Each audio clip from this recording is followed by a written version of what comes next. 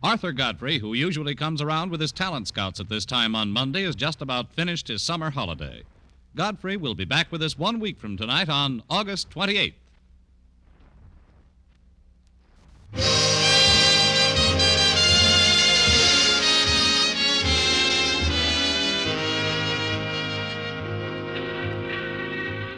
Broadway's My Beat, from Times Square to Columbus Circle, the gaudiest, the most violent, the lonesomest mile in the world.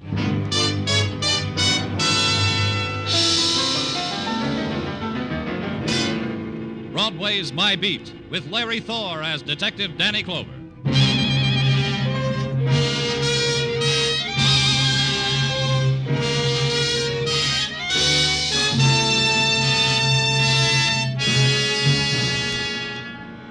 Broadway. It's the place you drift to because the other promises you made to yourself never happened. You leave your life behind and stand on a street corner beating down the scream in your throat. It's the best of the 1,001 nights you dreamed of. The one place in the world where something happens to you outside of the movies. It always happens. Something starts it, the tap on the shoulder, the laughter that floats down to your end of the bar, the smile, the special delivery, the phone call. Your phone's ringing, Danny. Thanks, Gino. Danny Clover speaking. You gotta help. You gotta come here. You gotta come to my home. Who is this? Mrs. Corey. Please, my husband. What is it, Miss Corey? A suicide pact. He's trying to force me to kill myself. I don't want to die. He's gonna make me die. Hello. Hello. Who is this? What happened? Mr. Corey, I've just killed my wife. Now it's the time for my dying. Listen, don't be a fool. Hello. Tartaglia. Oh, wait a minute, Danny. What'd you say, operator? Oh? Uh-huh. Oh. Yeah. Party hung up too soon. Couldn't trace it, Danny. It began that way, with a desperate protest against private agonies. The protest that can't face the loneliness of death and must kill the loved ones so that the path into darkness will not be walked alone. The man Corey murdered his wife and then himself. And the glittering, blood-spangled shriek for attention, final identity, set into motion only an old, a familiar routine. The official collecting of the dead. But first we had to find them. Detective Muggavan brought in the phone book. We sat over it, turned to the seas, found there were 25 Coreys. We divided them, went our way. The treasure hunt for the dead. The first Corey was very much alive. She told me so. Nobody dead here, mister. Everybody much, much alive. Come on in and I'll prove it to you. You live here alone? Uh-huh. I'll take a look. Love it. Come on in. See? Alone. Just you and me. Touch me. I ain't dead.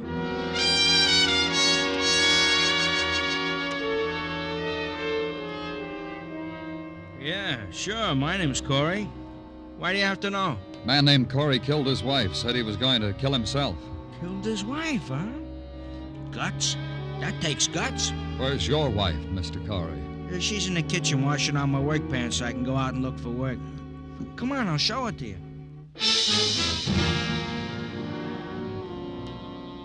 Look, mister, even if you're a policeman, it doesn't give you a right to ask me a thing like that. I love my wife. We never say a harsh word. Where is she? She's asleep. This late? She sleeps this late every morning. I was just preparing her breakfast. Call her. Look, mister, you don't know what you're asking. Call her. Fanny, wake up for a minute. It's a policeman. He wants to know, did we have a suicide pact? Fanny. Suicide pact? Tell him no, but thank him for the suggestion.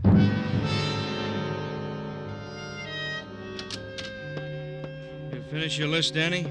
Yeah, Muggavan. Find him? No. You? No. Maybe it was a joke, huh, Danny? A practical joke? I don't think so. Did you finish your list? No, I got 2 more to go. I'll take them. The reason I didn't finish, Danny, I had to come back to headquarters to... I just got tired. Forget it. Give them to me. Yeah, here, Danny. 2 more.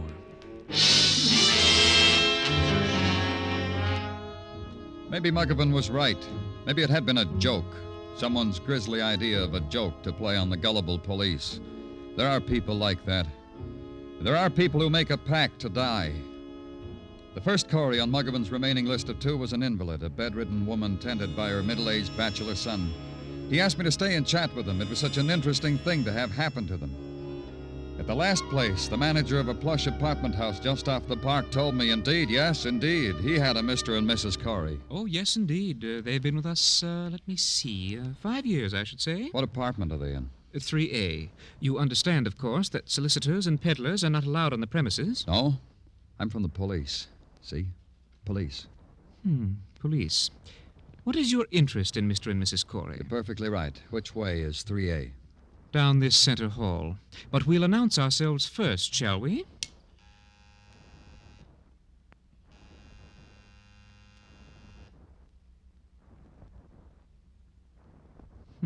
No answer. Well, they're either not at home or they've overslept. With Mr. and Mrs. Corey, I should say they're not at home. Let's go find out and bring the key. Oh, but that's... Bring the key. Oh, very well. Here it is. After me, please.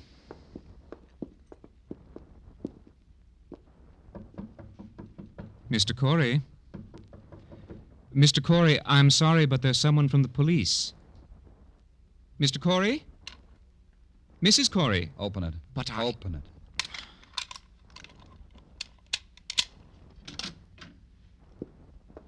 See? There's no one at home. They've gone out. Where's the bedroom?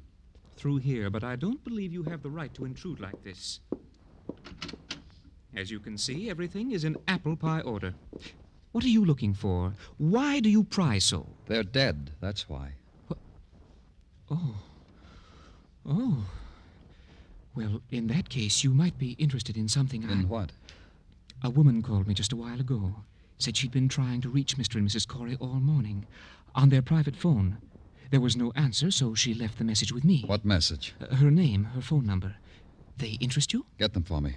Now, get them. This time it was easier. The message was from one Zella Stanley with a phone number to match. As easy as investing a nickel in the nearest phone booth and telling Zella Stanley you were the police. Asking her if she had been calling the Coreys and would she be home, and I wanted to talk with her. Miss Stanley was in turn noncommittal, puzzled, cooperative. Please come up, Mr. Clover. The address is 1520 West 46th, apartment 2A.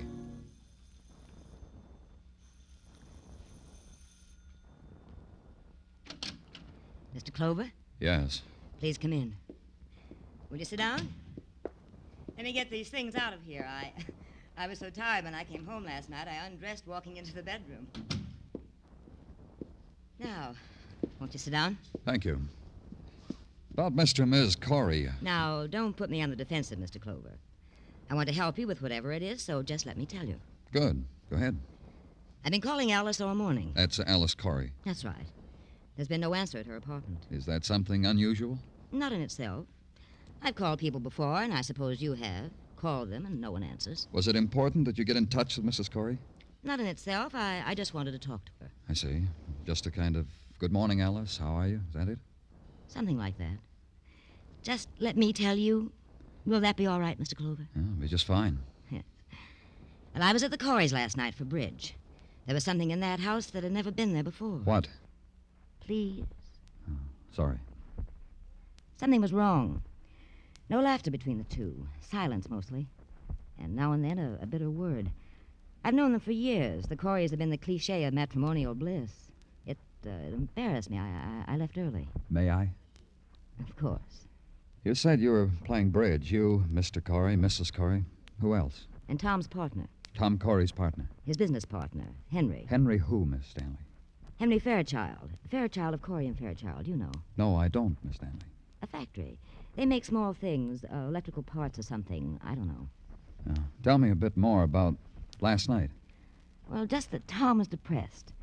Alice looked, well, frightened. I never seen Alice look frightened, but I think that's what it was. Henry did everything he could to brighten things up. It didn't work. You go ask him. Ask Henry. Henry Fairchild of Corey and Fairchild. Ask him.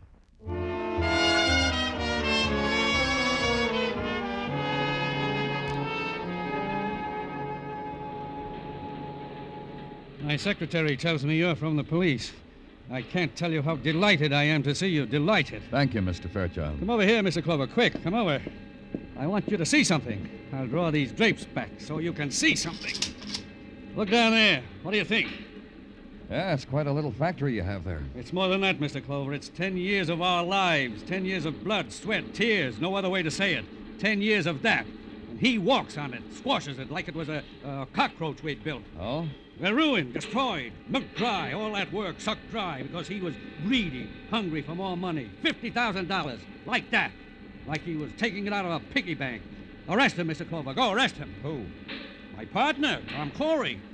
Arrest him for grand larceny. Arrest him for dipping his fingers into our till. Arrest him for being an ungrateful, greedy... Tom Corey did that? Yeah, here are the books. Look for yourself. But you wouldn't know about a thing like that. Your experts will, though. They'll see how month after month he stole 5,000 here, 3 here, 10 here, 2 here. Uh-huh. When'd you see Corey last? Last night. We were playing bridge. He was moody. Lou to his wife, to Alice. I tried to cheer him up because I thought it was dyspepsia or something. This morning I find it was this. When you arrest him, Mr. Clover, tell him I'll make it a point to visit him in jail. It'll give me kicks to see him there every chance I get. Corey killed his wife this morning, then himself. What? He didn't have to do that. He could have come to me. I'd have helped him. Honest, We can't find them. They're not at the apartment. How about their place on Fire Island? Where? They have a house on Fire Island. You think we should try there, Mr. Clover?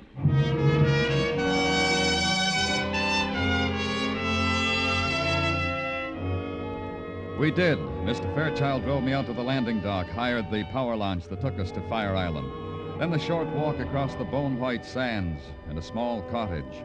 The front of it was draped with a yellowed fishing net and life preservers whitewashed for the season. Starfish had been nailed over the door. The top of the door was glass porthole, and the door was open. First time this has ever happened. What? Leaving that door open like this. Come on. Now, where's the phone? In the other room, Mr. Clover. Uh-huh. Yeah. What? Oh. Dead. Shot through the heart. Poor Alice. She had nothing to do with it. Poor... What about her husband? What? Where is he if he shot himself? Where is he? That's what I said, Mr. Fairchild. Where is he? Wait a minute. Blood here on the floor. See it? Trailing toward the back door.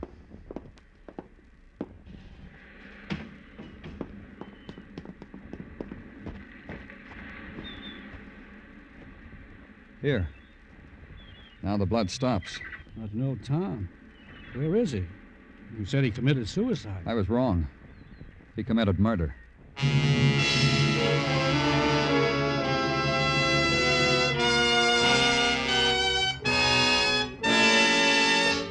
You were listening to Broadway's My Beat, written by Morton Fine and David Friedkin, and starring Larry Thor as Detective Danny Clover. Next week, along about this time, Arthur Godfrey and his talent scouts will be on hand again to delight and entertain you. You'll find that Godfrey's amateur but knowing scouting have dug up some wonderful new discoveries for you, and they'll be here Monday after Monday all season long. By the way, next Monday also marks the return of My Friend Irma, the Lux Radio Theater, and the Bob Hawk Show on most of the same CBS stations. Don't miss next Monday evening with CBS, the network of the stars.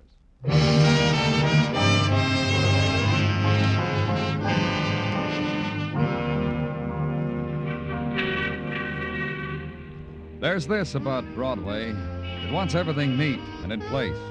A word misspelled on a spectacular can stop traffic. A girl lamenting a run in her nylons, likewise, and for longer. The scream of the loudspeakers has to be adjusted just so. And the deep, anguished weeping in a darkened doorway, not too much.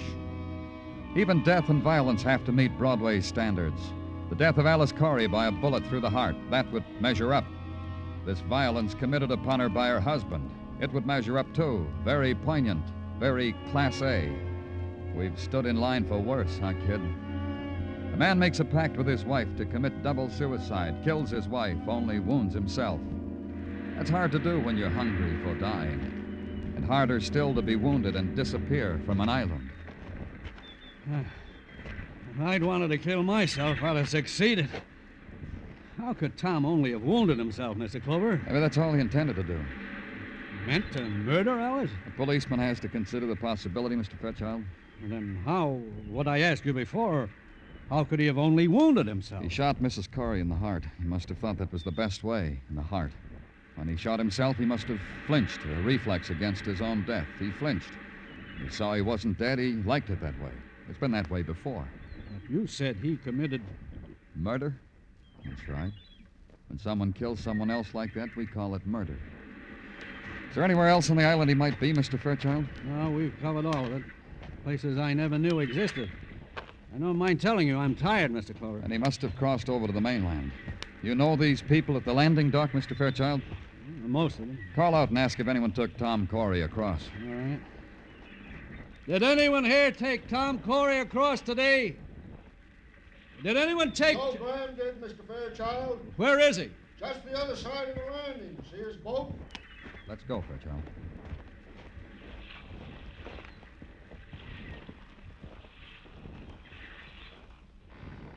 You Joe Graham? Hi there, Mr. Fairchild. Hello, Joe. This is Mr. Clover, Joe. He's a detective. He wants I want to know if you took Tom Corey across today. You want to know, too, Mr. Fairchild? We do, Joe. Yeah, I took Tom across. When? You say something, Mr. Fairchild? When did you take him across, Joe? Early today, around noon, Mr. Fairchild. Did he say anything to you? Tell your friend I'm a very sociable man, Mr. Fairchild. People talk to me. I talk to people. People I care about. Mr. Clover asked that because Tom Corey is a murderer. He killed Mrs. Corey this morning. Guess that's why Tom wasn't very talkative. Had things on his mind, just kept biting his lip, just sat huddled there. Didn't think it proper to ask him why. Glad I didn't. Where'd you take him? Well, I always took him, Mr. Fairchild, like I've taken you and him and Alice many times. So you could go back to your factory over there. Ask him if he'll take us back. Will you take us back, Joe? You and the detective? Yes. It'll cost you more for him. Hop aboard. I'll take you.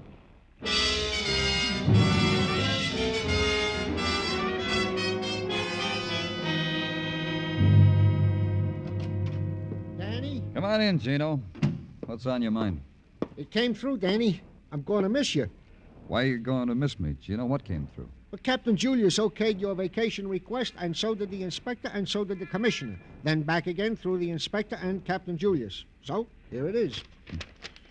Where you going, Danny? I haven't made up my mind. I've been mulling over the travel folders, me and Mrs. Tartaglia, and we feel the place for you is Mexico. Mexico, huh? See, in Ensenada, in Mexico, in the Riviera Pacifico. Imagine you with a serape over your shoulder, huaraches on your feet, and a la cucaracha on your lips. See, Mexico, man amigo. Me amigo. And we are friends, aren't we? Gino, Lieutenant Clover? yes. What is it? I'm Dr. Haskell. They told me to come right in. Of course. What is it, Doctor? They said you'd want to see me, that you were working on something that might have something to do with what I want to see you about. All right. What is it? About 20 minutes ago, a man forced his way into my office. I say forced himself because he had a gun. What did the man look like? Oh, about 40, strongly built. I wrote it all down here because I knew you'd want to know. Here. Oh. I knew you'd ask me. Uh-huh. About 20 minutes ago, he came to see you about a bullet wound, didn't he? Yes. How did you know? We're looking for this man. How badly is he hurt? He'll die. Unless a miracle. But then I'm only a doctor. I gave him plasma, extracted the bullet. Shot under the heart. He wouldn't let me give him anesthetic. He's hurt. Unless he's found immediately, he'll die. You let him go? I told you he had a gun. Oh, I see. Where do you live, Doctor? Here's my card. Thank you. Well, is there anything else you want to tell me? No, I believe that's all. It just came in, Danny, over the teletype. What did? Item about a woman you talked to earlier, Zella Stanley. Off the dime, Muggavan. What about her? She was found in her apartment, shot to death.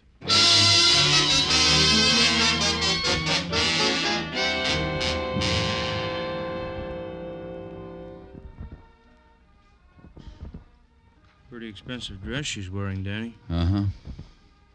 She must have been very pretty once. Zella. Knew a girl in high school, the name of Zella.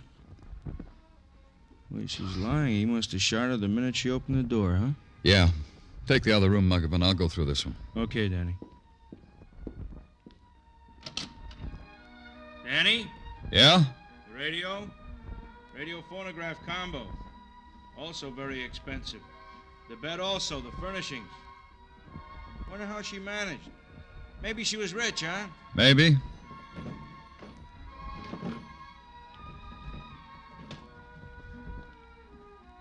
I think I find out how, Danny. How what? How she managed. These men's shirts in the bedroom closet. This robe. Let's see them. Embroidered initials in silk. Wish I could afford things like that. T.C., Tom Corey, Danny? Uh-huh. T.C. Tom Corey. So it began to take shape. Tom Corey had killed his wife, turned the gun on himself, had missed his heart. Then he had decided to rid himself of the source of his trouble, Zella Stanley. Committed grand larceny, committed murder, 2 murders. Now he was a dying man someplace in the city. Find him. We tried all points bulletins, newspaper releases, call on the hospitals, then back to headquarters and wait. Then nodded a man who nudged his head through a door and listened to his story. I run the Diamond Hotel on 37th Street. A little while ago, a man came in my place to register. Why do you think that's of interest to me? The man had no bags. I saw that right away when I handed him the pen to write. Then on top of that, he said, "You write my name for me. It's Smith." That's what he said. "Write John Smith." I said, "Why?" He said, "Because I got my hands in my pockets, that's why." I said, "Oh, do you?" Come to the point, will you? The point is this. I looked over the desk at these hands in his pockets just to see what went. What went was the side of his coat was blood. Then I got cagey. Cagey? Cagey. I said, "How long you want the room? Months? Day? Week?" Then he looked funny and said all he wanted to do was rest a while. I said, because I saw trouble. He left. I came here. I did right, didn't I?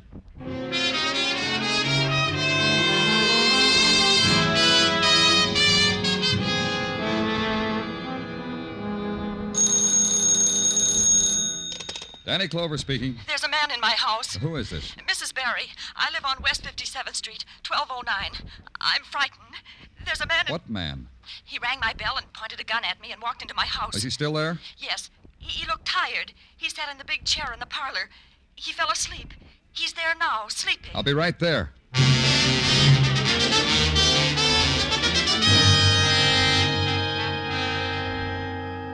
Can't you understand? He's gone. But just 10 minutes ago, you called. 10 minutes ago, he was sitting in that chair sleeping. He woke up and left. He had a gun. All right, all right. All right, he says. He had a gun pointed at my nose. What did you want me to do? Hit him over the head with a candlestick? Huh, not me. He left.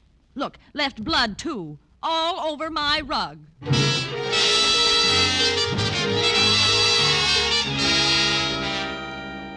Back to headquarters again. Then a phone call from a pedestrian who had just seen a man who fitted Tom Corey's description on West 62nd. The man was staggering, Mr. Clover. So Mr. Clover dispatched a squad car to the area. The man was nowhere in sight. Then Mr. Clover sat down and thought about it. Tom Corey left Fire Island by boat, found a doctor on 12th Street in the village. Put a thumbtack on the map. Tom Corey has tried to get a room at the Diamond Hotel on West 37th. Thumbtack. Tom Corey had murdered Zella Stanley, West 46th. Thumbtack. Tom Corey had been asleep in a parlor on West 57th. Thumbtack. Then a phone. Man, probably Tom Corey, was seen staggering on West 62nd. Thumbtack. Tom Corey was headed uptown. Tom Corey was crazed with pain. Then a recheck of my notebook. Tom Corey had a partner named Henry Fairchild. Henry Fairchild lived uptown. He lived on West 70th. Maybe I could get there before Tom Corey.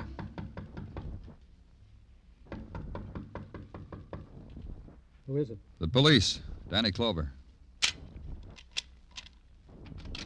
Come in, quickly. Oh, I'm glad it's you. You afraid of something, Mr. Fairchild? Huh? What? The door bolted, locked. What are you afraid of? I read it in the newspapers. Tom. He's still loose. You still haven't answered my question. What are you afraid of? Isn't it obvious? Tom has killed his wife, killed Zella. Now he's... Well, that's why you're here, Mr. Clover. You know Tom is on his way. Uh-huh. I figure he is. I'm just wondering why you figured it. You just said it's obvious. Tom is out of his mind. He killed Zeller, didn't he? You know why, too, don't you? No. Tell me why. You found his shirts there, didn't you? At Zeller's. How did you know that, Mr. Fairchild? It wasn't in the newspapers. Oh, I know it wasn't. It's simply that Tom told me all about it, about Tom and Zeller, how expensive she was. That's why he stole all that money. I see.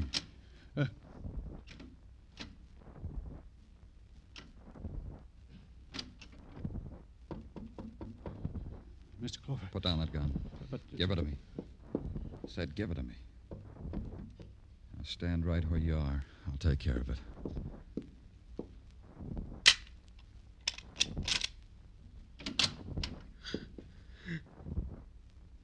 Come in, Tom.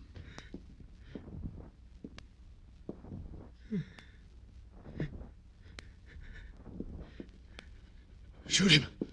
Shoot him. He'll kill me. I'll take that gun, Corey. Come on, Corey.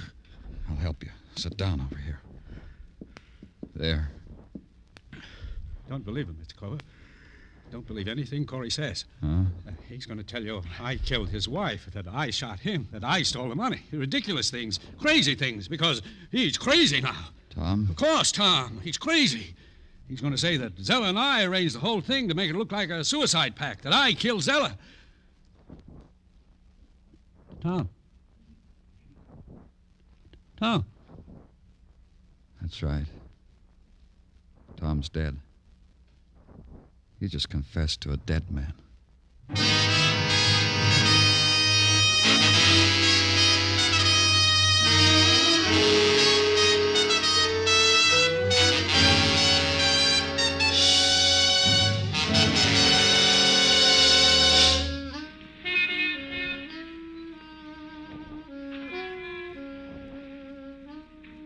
Broadway stretches out in front of you, a livid scar slashed into the night.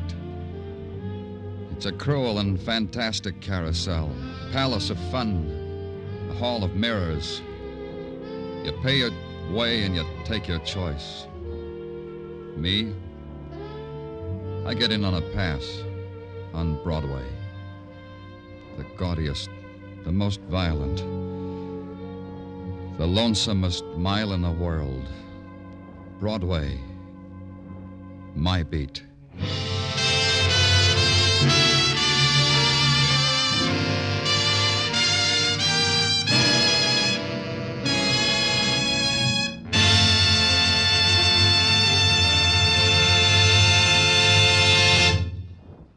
Broadway's My Beat stars Larry Thor as Detective Danny Clover with Charles Calvert as Tartaglia. The program was produced and directed by Elliott Lewis, with musical score composed and conducted by Alexander Courage. Included in tonight's cast were Herb Butterfield, Janet Logan, Ann Stone, Junius Matthews, Byron Kane, and Jack Kruschen.